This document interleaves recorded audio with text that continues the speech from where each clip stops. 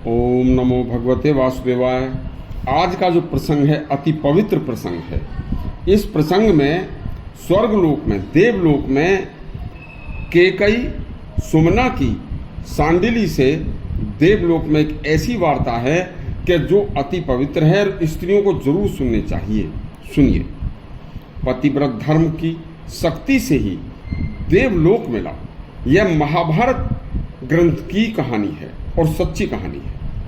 सब तत्वों को जानने वाली धर्म मूर्ति पवित्र आत्मा सांडिली को देवलोक में जब पहले से मौजूद पवित्र आत्मा कैकेयी और सुमना ने देखा तो सांडिली से उन्होंने पूछा कि हे कल्याणी, तुम इस समय तुम्हारे तेज से समस्त देवलोक का वातावरण बड़ा दैदीप्यमान हो रहा है, प्रकाशमान हो रहा है।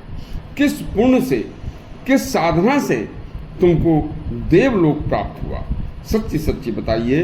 तब सांडिली ने धीरे से उत्तर दिया, हे देवी, मैं गेरुआ वस्त्र या वल्कल वस्त्र धारण करने या सिर मुड़ाने या लंबी दाढ़ी मूछ और जटाओं को रखने में विश्वास नहीं करती और ना ही आज इस लोक में उनसे आई हूँ। मैंने सदा सावधान होकर शादी के बाद, विवाह संस्कार के बाद अपने पतिदेव के प्रति मुंह से कभी अहित कर और कठोर वचन नहीं बोले। मैंने कभी अपने सास ससुर और देवता पितर और ब्राह्मणों की पूजा में कभी आलस्य नहीं किया। मैंने कभी किसी की चुगली नहीं की। मैंने कभी अपने घर का दरवाजा छोड़कर किसी दूसरे के दरवाजे पर जाकर मैं कभी खड़ी नहीं हुई। मैंने कभी किसी के साथ देर तक कोई बात नहीं की। देखिए, किसी दूसरे के यहाँ मेरा कभी किसी से कोई मतलब नहीं रहा। हे देवी, मैंने कभी छिपकर या किसी स्त्री या पुरुष के सामने आगे या पीछे कभी भी कोई अश्लील हंसी मजाक या परिहास नहीं किया। देखिए, अश्लीलता का वार्तालाप तो मैंने कभी अपनी जबान पर भी नहीं लाया। मेरे जीवन में कभी किसी का मेरे द्वारा अहित नहीं हुआ।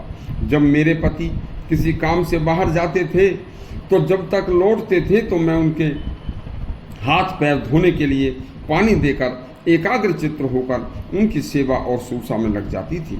जिस भोज्य पदार्थ को मेरे पति पसंद नहीं करते थे मैं उसे त्याग देती थी।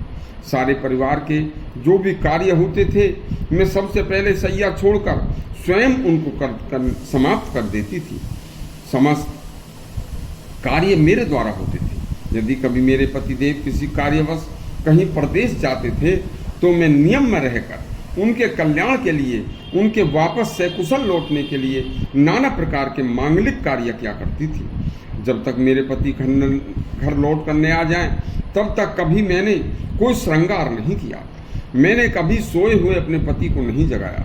परिवार के पालन पोषण को मैंने कभी अपने पति को परेशान नहीं किया, चाहे भाव हो या अभाव हो।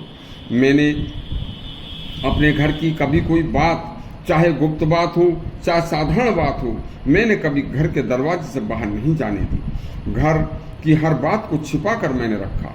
अपना घर द्वार बाहर और भीतर से सदा झाड़ बुहार कर साफ रखा था।